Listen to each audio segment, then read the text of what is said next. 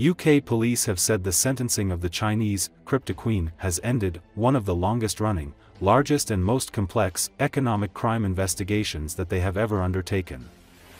Zhimin Qian was jailed for 11 years over a Bitcoin stash worth $6.6 billion after defrauding more than 128,000 people in China in a Ponzi scheme.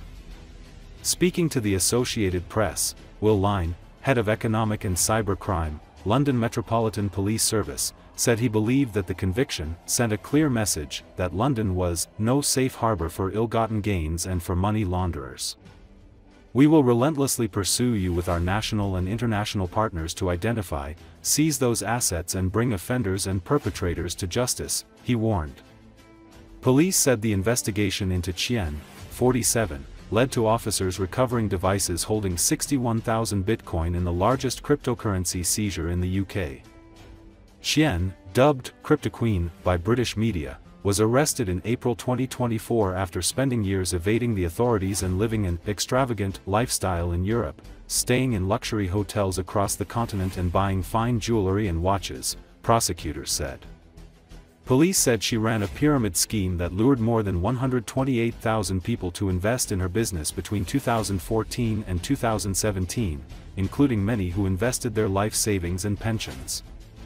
Authorities said she stored the illegally obtained funds in Bitcoin assets.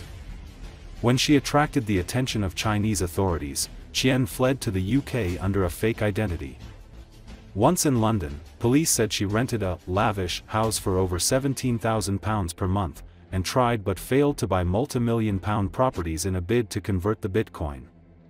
Investigators found notes Qian had written documenting her aspirations, including her intention to become the monarch of Liberland, a self-proclaimed country consisting of a strip of land between Croatia and Serbia. They said other notes showed Qian detailing her hopes of meeting a duke and royalty. The businesswoman, who had pleaded guilty to money laundering offenses and transferring and possessing criminal property, was sentenced Tuesday to 11 years and 8 months at Southwark Crown Court. She was sentenced alongside her accomplice Seng Hock Ling, 47, a Malaysian national who was accused of helping Qian transfer and launder the cryptocurrency. Ling was jailed at the same court for 4 years and 11 months after he pleaded guilty to one count of transferring criminal property. Police! Who you are?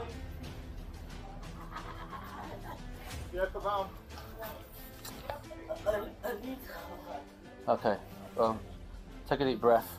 My name's Stacey Woods, DS Isabel Grosser from Met Police, okay?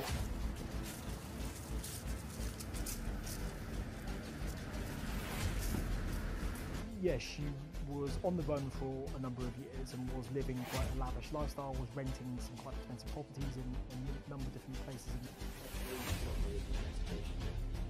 So today's sentencing brings to a close one of the longest running, largest and most complex economic crime investigations the Metropolitan Police have ever undertaken.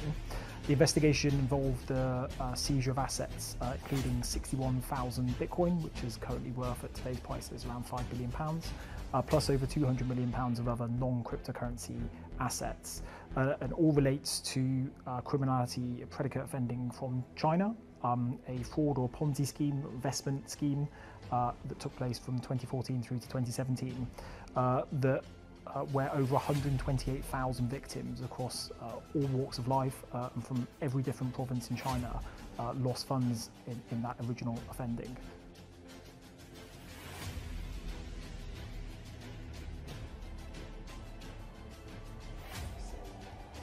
Hopefully this brings some closure for victims in terms of the end of the criminal investigation and the principal architect behind the original Ponzi scheme obviously being sentenced. But I think it also sends a really clear message that London and the UK is no safe harbour for ill-gotten gains and for money launderers, and that we will relentlessly pursue with our national and international partners to identify, seize those assets and bring offenders and perpetrators to justice.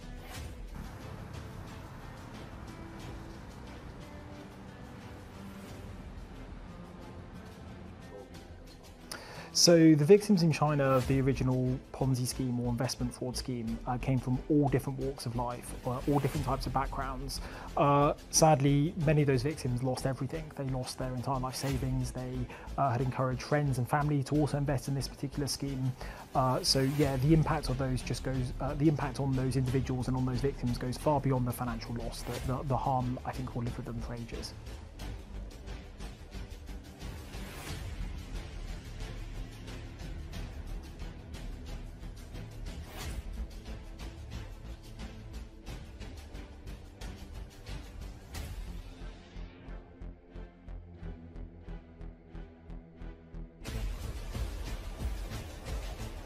So yeah, she was on the run for a number of years and was living quite a lavish lifestyle, was renting some quite expensive properties in a number of different places in the UK.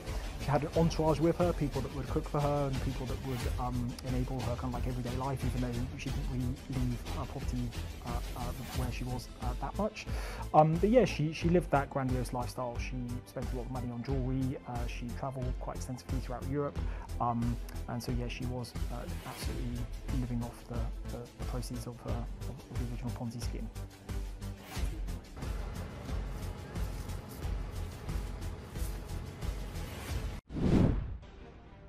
Kiev, together with London, was preparing for a large-scale provocation, which included the hijacking of a MiG-31 fighter jet, along with a Kinzhal, the FSB reported. The Federal Security Service has uncovered and thwarted an operation by the main intelligence directorate of the Ukrainian Ministry of Defense and its British handlers to hijack a Russian MiG-31 supersonic high-altitude fighter jet, which carries a Kinzhal hypersonic missile, the agency said in a statement. According to Russian intelligence, the Ukrainian Ministry of Defense's main intelligence directorate intended to recruit pilots from Russia with a promise of $3 million.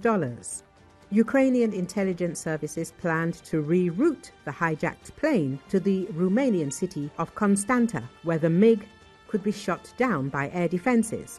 The Ukrainian intelligence service subsequently planned to send an aircraft armed with a Kinzhal missile to the deployment area of NATO's largest airbase in southeastern Europe, located in the city of Constanta in Romania, where it could have been shot down by air defense systems. The statement read, previously Russian diplomat Sergei Lavrov noted that he knows for certain that Britain is assisting Kiev in planning and preparing such provocations. However, Russian intelligence agencies are aware of them and periodically expose the true faces of the perpetrators of these operations. The Foreign Ministry also promised that Moscow would make those preparing provocative actions feel very sorry. Earlier, Russian special services announced the disruption of a Ukrainian operation to recruit a Russian pilot and the hijacking of a Mi-8 MTPR-1 helicopter. The Federal Security Service reported an attempt by specialists of the Defense Intelligence of Ukraine to hijack an Mi-8 MTPR-1 electronic warfare helicopter and drive it to the territory controlled by Ukraine. According to the plan, the recruited pilot was supposed to cross the line of contact on the day of the combat mission by going through a designated corridor. He was to poison the other crew members in advance. In a telegram, a certain Serhiy, who turned out to be a representative of the Ukrainian Special Services, contacted me and offered cooperation. On a given day, I had to hijack a helicopter, poisoning my comrades in advance. Before the flight, my family was supposed to go abroad, then to Chisinau, and from there, they would be picked up by cars. The FSB published the pilot's story. In their statement, FSB representatives said that during the war game, Russian counterintelligence officers had revealed the air defense positions and they had been attacked. However, this contradicts the previously announced plans to launch an operation which was supposed to take place only after Ukrainian operatives had evacuated the pilot's family. The Mi-8 MTPR-1 is a specialized version of the helicopter equipped with the Rychag AV electronic warfare system. It is designed to suppress enemy radar. Russian troops are actively using these aircraft to shield their aircraft from Ukrainian anti-aircraft systems. The electronic warfare station creates interference that significantly reduces the radar range. For example, in May of last year, an entire aviation group was destroyed, which was carrying out a bombing mission in Ukraine. The group included an Su-34M bomber, a Su-35 cover fighter, and 2 Mi-8 MTPR-1 helicopters. Previously, during Operation Sinitsia, Ukrainian reconnaissance men hijacked a Russian Mi-8 AMTSH multipurpose helicopter in a similar fashion. The recruited crew commander accepted the offer of the DIU representatives and successfully flew to the territory of Ukraine. Upon arrival, other crew members were eliminated by DIU operatives. Last fall, this aircraft was adopted by the Ukrainian Defense Forces. It is possible that it is used as part of the 35th Mixed Aviation Squadron, which is operationally subordinated to the SOF and works in the interests of the defense intelligence of Ukraine.